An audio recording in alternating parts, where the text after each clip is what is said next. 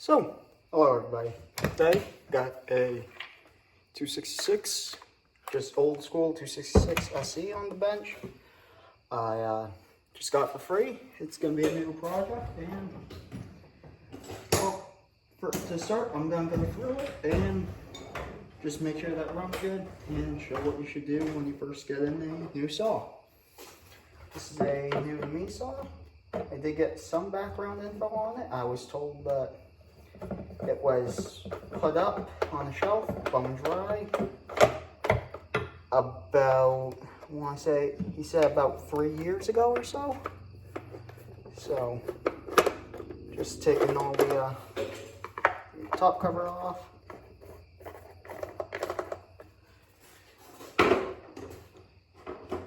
That off. See what this looks like. Interesting. Not sure what those 175, 180 numbers mean. It does have compression. And the air filter looks like it's in pretty good shape, which is always a good sign. This is just what I would do when I'm first picking up a saw for the first time to buy. These are just checks anyone can do. Air filter. It's dirty, but it's not ripped. It's not torn. It's overall in good shape.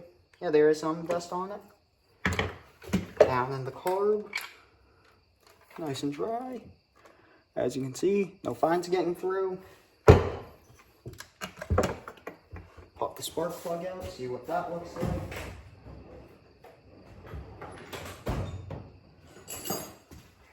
Okay. Wow.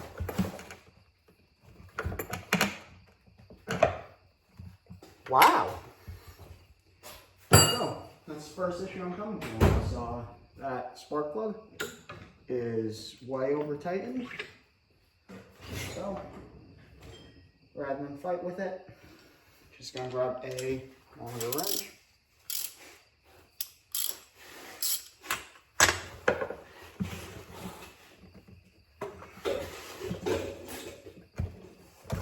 There it is.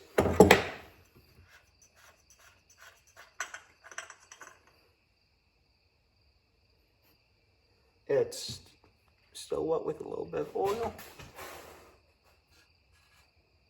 There you go. It is a nice rich chocolate brown color. That is always a good sign.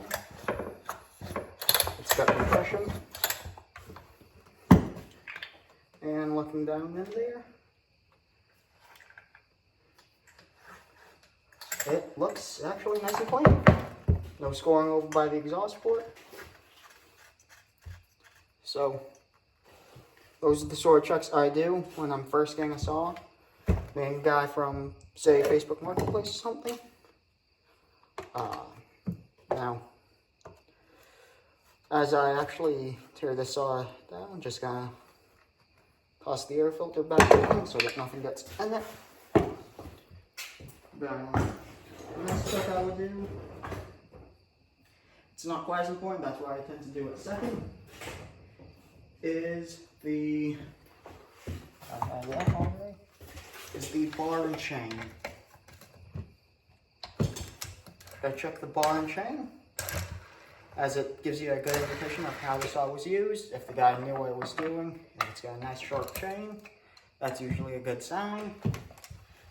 This one, it's not razor sharp, but it's definitely sharp enough to be ran.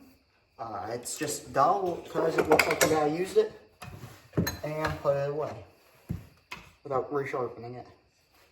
Inside the chain brake, it's nice. No big scar from where the clutch was backing off. The chain brake still works.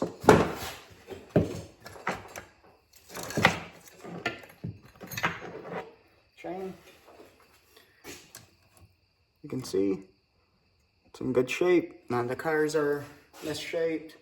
They all have halfway decent cutting edges. Chain itself has been filed correctly. The rakers are set on the deeper side, but not the ordinary. Again, good start. The bar It's not bent. It's not overheated. It's a good professional bar. There you go. It's a Grandberg Professional Roll Pro Top. These are actually really good bars from Grandberg, the company who makes the chainsaw mills. And as you can see, in here, it's in good shape.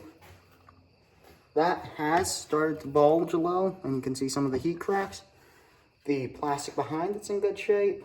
The rim is in good shape. The clutch itself is in good shape. No wiggle. No shaft end play. It's just looking like a good solid saw. Next check I usually do. So that's the checks I do when I'm buying a saw. This is what I'm doing now. Just because let's say you bought this saw. This is what I do when I get home. You can also do this in the parking lot, but some people, understandably at this point, will start to get, I don't want to say impatient, but if they're selling a saw that runs, these aren't checks you have to do. These are more checks for if you're buying a saw like this that has sat for a while, saws that people claim might need work, just saws that you can't fire up right away and check. I check the starter. You can see it's in good shape. It's not all mushroomed over. Dropped all but one screw. That was impressive. But that last screw won't see quite where it's at, but not a huge deal. I know it's somewhere on the bench.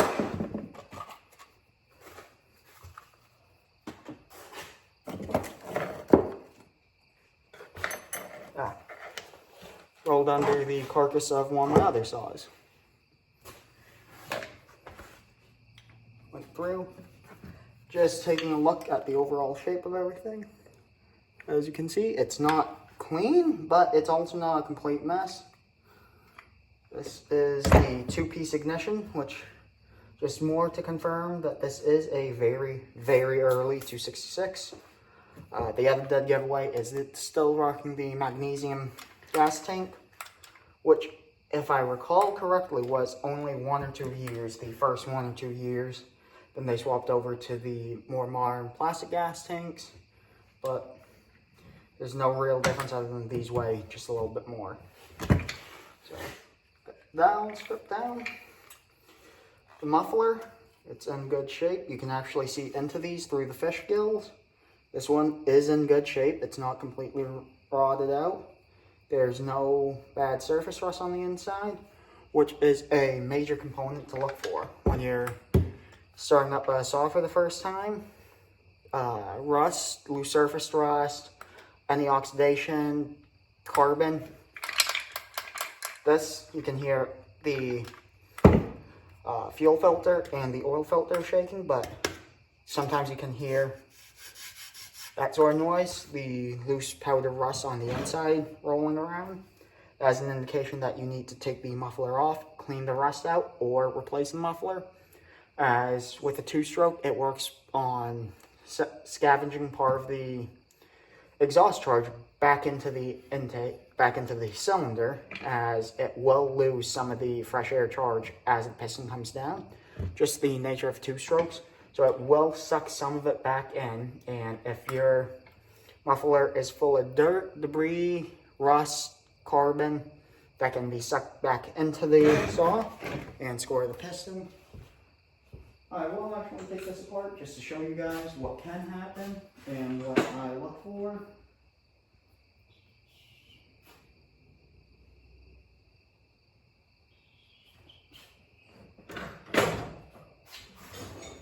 Grabbing that real quick. As you can see, these saws are very simple, especially for just a basic check on them. I've used this is a 8mm. The bar studs are a 13mm. The spark plug is a 19mm, and outside of that, that's all you're going to need, along with your scrunch, which does include a 19mm or a 3/4 for the spark plug. Everything else, straight blade screwdriver, again, part of your scrunch. Then just really an 8mm ratchet, as taking a muffler off is it's not an uncommon request when buying older saws, especially older saws that have sat. I tend to do it unless I know the person selling the saw, and it just saves any surprises down the road. I've seen saws that have great compression actually be very scored up on the inside of the cylinder, as the scoring hasn't seized the ring yet. Again, if the saw runs, you can usually bet that it's going to look good, but for me, it only takes a couple of seconds to do. Again, it saves you in the long run. This saw, absolutely beautiful. A little bit of carbon buildup, which is to be expected on a saw this age.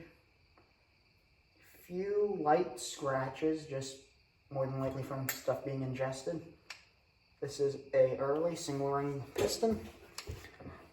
I don't know if you'll be able to see that. It doesn't look like it will focus.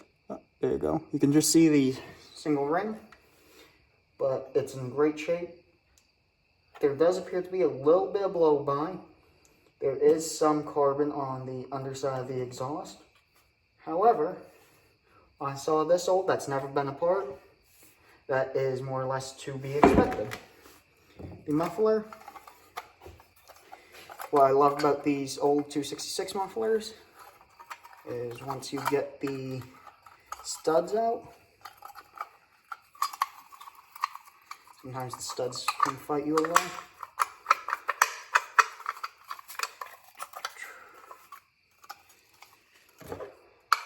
You can pop the muffler halves apart,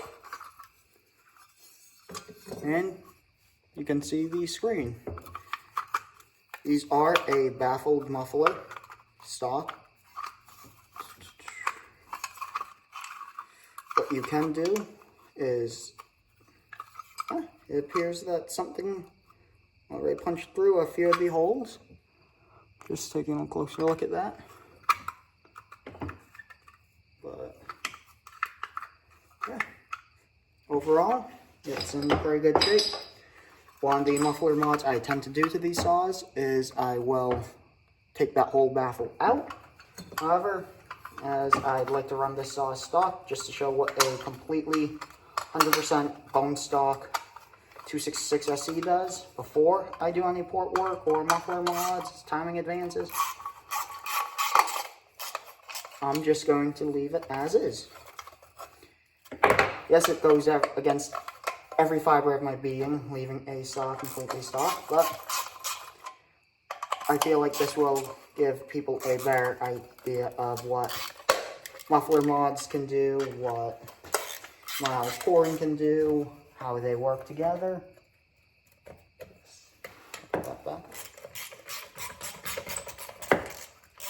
Underneath the muffler too is a good indication of how a saw has been ran. If there's a lot of pine sap and other stuff that's been burned into the paint, odds are the person hasn't ever taken time to clean the saw, take care of it.